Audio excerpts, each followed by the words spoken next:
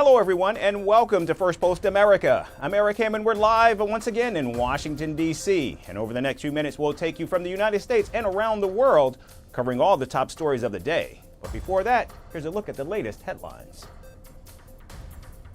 Vice President J.D. Vance, Defense Secretary Pete Hegseth, and Director of National Intelligence Tulsi Gabbard tour the U.S.-Mexico border in Texas. Vice President J.D. Vance becomes the highest-ranking official of the Trump administration to actually visit the U.S.-Mexico border. French President Emmanuel Macron and British Prime Minister Keir Starmer offered to mediate fresh talks between President Donald Trump and Ukrainian President Volodymyr Zelensky. This as President Macron pushes to have the United States on Europe's side. South Sudanese soldiers surround the residence of the country's vice president on orders of President Salva Kiir. This after the president accused his deputy of supporting armed groups that are allegedly plotting a coup. Haitian police, along with Kenyan troops, take control of an airport in southwestern Haiti. Officials say international flights can begin operations to the airstrip while the main airport in the capital, Port-au-Prince, remains under the control of gangs. And Argentina's Maritime Union accuses China of sending thousands of vessels to carry out illegal fishing to deplete Argentina's marine resources. The group claims that a large number of Chinese vessels are illegally operating under the flags of other nations.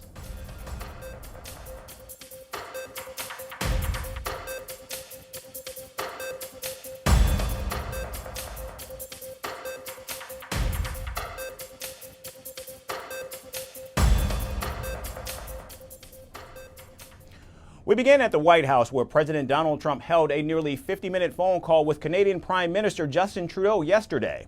Amid the ongoing trade war between the two allies, President Donald Trump raised the issue of fentanyl being smuggled into the United States from Canada. The White House has in fact confirmed that Vice President J.D. Vance and Commerce Secretary Howard Lutnick were also on the call, which went from cordial to heated within minutes. Well, the president did just put out a statement on his call with the governor, Justin Trudeau, as he calls him, of Canada. And he said that he was not pleased, as you said. He said it's not good enough. He told Prime Minister Justin Trudeau that directly. The call ended in a somewhat friendly manner, as the president said, but he's not going to stop standing up for the American people. The majority of the call revolved around drug trafficking and illegal migration from Canada into the United States. Though Prime Minister Trudeau detailed how Canada was in fact ramping up efforts, President Donald Trump dismissed them as, quote, not enough. Through the northern border in Canada, in last fiscal year alone, there was enough fentanyl seized to kill 4.8 billion people. And that number is up 2,050% from 2023, the year before. So there's been more than a 2,000% increase in illegal fentanyl seizure at the northern border. Why? Because Canada is allowing that fentanyl to come to the United States. The president sees these numbers. He thinks about the lives that are lost. And everybody in this room, I'm sure, everybody watching at home, everybody across the country knows someone in our lives who has been killed at the hands of this deadly poison. There needs to be repercussions for that. The president feels very strongly about it. Now, following the lengthy conversation, President Trump accused the Canadian Prime Minister of using the tariffs issue as a way to stay in power. Taking to social media, the commander-in-chief stated that he told Prime Minister Trudeau to hold elections. Prime Minister Trudeau has been in power since 2015. However, he decided to step down from office and announced that he would resign as the head of the Labour Party in January of this year. Well, the president put that in his True Social account, or his True Social post earlier today. He feels strongly that it would be very beneficial for the Canadian people to be the 51st state of the United States. They wouldn't be paying for these tariffs. They'd have much lower taxes if they were part of our great country. Meanwhile, Prime Minister Trudeau says that he will stand up for Canadians against Donald Trump's trade war and will ensure that Canadian businesses are not harmed. So today, the United States launched a trade war against Canada, their closest partner and ally, their closest friend. At the same time, they're talking about working positively with Russia, appeasing Vladimir Putin, a lying, murderous dictator. Make that make sense. Canadians are reasonable. and we are polite, but we will not back down from a fight.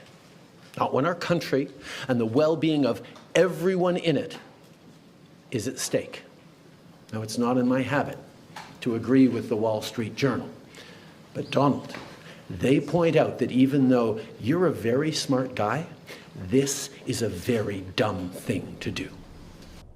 And now, after the spat between President Trump and Ukrainian President Volodymyr Zelensky, the commander-in-chief is now butting heads with its neighbor to the north, despite Canada being America's longest and most trusted ally for more than a century. And staying in the United States, in some concerning news, the state of Idaho is looking to make death by firing squads its primary method of executing criminals that are on death row. The Idaho State Senate passed the bill on Wednesday, which could take effect by next year if signed by Republican Governor Brad Little. Firing squad executions have been the backup method in Idaho since the year of 2023 and are to be used only if prison officials are unable to obtain lethal injection drugs. However, Republicans want to make the method the primary go-to, calling it tried, tested, and something that gets the job done. 4 other states, Mississippi, Oklahoma, South Carolina, and Utah, which happen to all be red states, also allow the use of firing squads for executing inmates on death row. Now, though the method has rarely been used in recent history, South Carolina is in fact expected to execute an inmate using a firing squad this Friday, a first for the state. South Carolina has never executed somebody by firing squad. We've only had one other state apart from Utah that has executed an individual, and that was only one individual, the state being Nevada, by firing squad. So this is a huge development. Brad Sigmon, the inmate who is to be executed this Friday, was convicted of killing his ex-girlfriend's parents with a baseball bat back in 2001 and chose to be executed by a firing squad. Here's how the execution would in fact take place. 3 state corrections department volunteers will fire rifles from an opening behind a wall that is not visible to the inmate, who is seated 15 feet away, strapped to a metal chair that sits on top of a catch basin.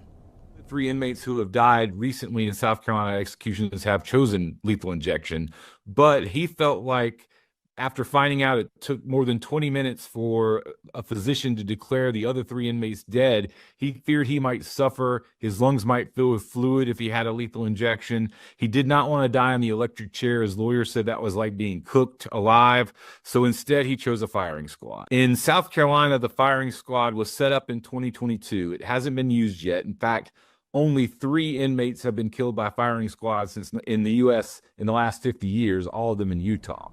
Currently, there are 5 different methods that are used by prison officials for executions. These include lethal injection, electrocution, lethal gas, hanging, and firing squads, with the last one being used the least. At least 144 civilian prisoners have been executed using guns in the United States, but only 3 executions have occurred since 1977, with the last one 15 years ago. Once considered a punishment for mutiny during colonial times, firing squads are not seen in Western democracies and are often used in countries like North Korea, Iran, Afghanistan, Russia, China, and Indonesia. However, many human rights activists call such executions barbaric and medieval. As a nation, the United States takes pride in calling itself the leader of the free world. However, with the highest population of incarcerated persons in the world, along with the colonial-era practice of using firing squads, several questions loom large. Is there a better method for capital punishment, or is Donald Trump's new America going down the road of North Korea and China? And we now shift our attention to space. Sunita Williams and Butch Wilmore, the 2 NASA astronauts stranded in space, have called out billionaire Elon Musk. Ahead of their expected return to Earth, the 2 astronauts dismissed Musk's idea of shutting down the International Space Station early. While addressing a press conference, Williams stated that the ISS was in its prime and was conducting groundbreaking research about space travel. This has been Butch and my 3rd flight to the International Space Station. We helped put it together. We've been up here seeing it change throughout all these years. Do a lot of science up. Gives you an amazing perspective, not only, out the window, obviously, but also just on how to solve problems. I don't want to lose that spark of inspiration and in that perspective when I leave, so I'm going to have to bottle it somehow. Now, Williams pointed out that the orbiting lab was undertaking research that would need to be carried out for a few more years in order to arrive at accurate scientific results. She also added that her delayed stay at the ISS was unfortunate, but it gave the two astronauts insight into space travel and how it would affect the human body. Brings to mind family and all the people on the ground who support us. So, you know, it's been a roller coaster for them, probably a little bit more so than for us. You know, we're here, we have a mission, we're just doing what we do every day, and, you know, every day is interesting because we're up in space and it's a lot of fun. There was a series of decisions that was made last July and August timeframe to balance the safe return of Butch and Sunny along with continuing the ISS mission. And one of those decisions was to modify Crew 9, the complement of Crew 9. And so in late September, Alex and I launched as a crew of two with two empty seats to come to the space station and rapidly integrate Butch and Sunny into Crew 9. And then continue to serve out the duration of Crew 9's planned time on orbit as members of Expedition 72. Now, the International Space Station is scheduled to be decommissioned by the year 2030. However, Elon Musk is in a hurry to deorbit the spacecraft ahead of its scheduled time. Musk repeatedly claims that the ISS has served its purpose despite NASA and Russian astronauts arguing against the billionaire's assumptions. And this is the first time that Sunita Williams and Butch Wilmore have openly pushed back against Musk's plans for the ISS. The two astronauts, who were on an 8-day mission, have now been in space for nearly 10 months and have made the ISS their home. But with Musk's SpaceX scheduled to bring the astronauts back safely, will the recent comments hurt Musk's ego, or will he let this one slip past him? America's retail giant Target has long been a champion of inclusivity, but now it finds itself at the center of a storm. The retailer is facing a 40-day boycott after scaling back its diversity, equity, and inclusion programs. The move follows President Trump's recent executive order banning DEI policies across federal agencies, pushing corporations to rethink their commitments. While some see Target's shift as a betrayal, others warn the boycott could harm minority-owned brands that rely on the retail giant for business. As the protest unfolds, our next report tells you more about why and how Target is now in the crosshairs. Target's bright red bullseye symbolizes more than shopping convenience. It represents community, diversity, and a promise of progress. With nearly 2,000 stores nationwide, Target blends affordability with style. But behind the glossy aisles, a storm is gathering. One that's threatening to fracture that carefully built image. A 40-day boycott now looms over the retail giant. The message of demonstrators echoed through churches, social media, and news outlets. Black people spend upwards of $12 million a day. We would expect some loyalty, some decency, and some camaraderie. The outrage follows Target's January decision to scale back black DEI initiatives. The company eliminated minority hiring goals and disbanded its Racial Justice Committee. Instead, it unveiled Belonging at the Bullseye, a softer inclusivity approach. For many, the move felt like a retreat, a betrayal of commitments made after George Floyd's 2020 murder. That year, Target temporarily closed at least 175 of its locations across the United States. As member of the Dayton family, I am shocked and dismayed by Target's rollback of its racial equity action and change in supplier diversity programs. I am alarmed how quickly the business community has given in to the current administration's retaliatory threats. Yet beneath the calls for divestment, a quieter fear emerged, one voiced by black business owners whose products line Target's shelves. Actress Tabitha Brown, whose kitchenware sells at Target, posted a heartfelt plea.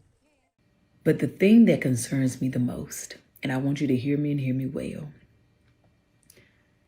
if we all decide to stop supporting said businesses, and say, you know, I can't buy nothing from there. Even the businesses who were affected by the DEI ban, right? What that does is you take all our sales and they dwindle down. And then those companies get to say, oh, your products are not performing. And they can remove them from the shelves and then put their preferred businesses on the shelves. And then what happens to all the businesses who've worked so hard to get where they are? Then what happens? For several brands like Brown's, Target isn't just a retailer, it's a gateway to visibility and survival. However, the retail giant's response has been measured with statements reaffirming inclusivity. Yet customer visits have dipped significantly in recent weeks. Analysts warn the decline could signal deeper cracks in Target's loyal customer base. And as of Wednesday afternoon, Target's market capitalization hovered around $53.35 billion. Consumer will likely see price increases over the next couple of days. If there's a 25% tariff, those prices will go up. Now, apart from Target, McDonald's, Boeing, Google, Amazon, Harley-Davidson, Lowe's, Tractor Supply Company and Walmart are also among some of the companies that have altered their DEI policies or dialed them back in the past year. But for the moment, Target stands at a crossroads, caught between social responsibility and financial survival. The next 40 days could reshape its future or fracture its reputation further. However, for the customers, every purchase becomes a statement, one echoing across aisles and digital screens. The red bullseye still stands, but its aim now wavers, uncertain of what lies ahead. And finally, from Pakistan, the new Gwadar International Airport, a $240 million gift from China, was supposed to lift the people of Balochistan out of poverty. Instead, it now stands as a monument to betrayal. With no flights, no jobs, and no hope, the airport serves only the powerful and elite while the locals are left behind. As protests rise and anger boils, the question remains, how long before patience turns to rebellion? Here's our final report with more. When Pakistan's biggest airport, the new Gwadar International Airport, which was also funded by China, was inaugurated, many hoped it will pave the way for new and endless opportunities. हमें चीनी हुकूमत का शुक्रिया अदा करना चाहिए जिन्होंने इस खूबसूरत तोहफे के लिए बलूचिस्तान और पाकिस्तान के लोगों का बिला ताअत्तुल और दायमी हमायत फराहम की. Instead, Pakistan and India delivered chains. Built for $240 million, the airport stands in misery, where no planes land, no futures take flight, and most importantly, the terminals remain deserted with no passengers. For 10 years, China has thrown billions of dollars into Pakistan's Balochistan province. Of course, their agenda was not to uplift the restive region, but for their selfish motive to control the area. Several jobs were promised, along with electricity and water. But the taps are still dry and the jobs only go to Chinese nationals. Airport बने 20 साल और international airport बनी है. एक ग्वादर का एक फर्द भी आज तक एयरपोर्ट में भर्ती नहीं हुआ. चौकीदारी के लिए भर्ती नहीं हुआ, चपरासी के लिए भर्ती नहीं हुआ. तो बाकी तो पोस्टें छोड़िए, बाकी इस पोर्ट में कितने बलोच हैं जो सीपैक के लिए डीम सी पोर्ट बनाई गई है, उसमें कितने लोकल मकामी लोग हैं. But instead of fixing this, Pakistan and China built an airport. An airport the people never asked for. An airport that can handle 400,000 passengers, built in a city that itself houses only 90,000 people. But here's the real truth. This airport isn't for Balochistan. It is not even for Pakistan. It is a lifeline for China. It is a safe access for Chinese citizens working in Balochistan who seek a quick getaway from delivering Beijing's projects in the region. Meanwhile, the locals for whom apparently the airport was constructed are shut out behind suspicion. जो project यहाँ बने हैं उससे अब तक लोगों को कोई खास फायदा नहीं पहुँच रहा है. ना मुलाजमतें लोगों को मिली हैं, एयरपोर्ट है वो नॉन फंक्शनल है, पोर्ट है उसमें काम नहीं हो रहा है, तो जब वो नहीं काम हो रहा है तो लोगों को रोज़गार कहाँ से मिलेगा?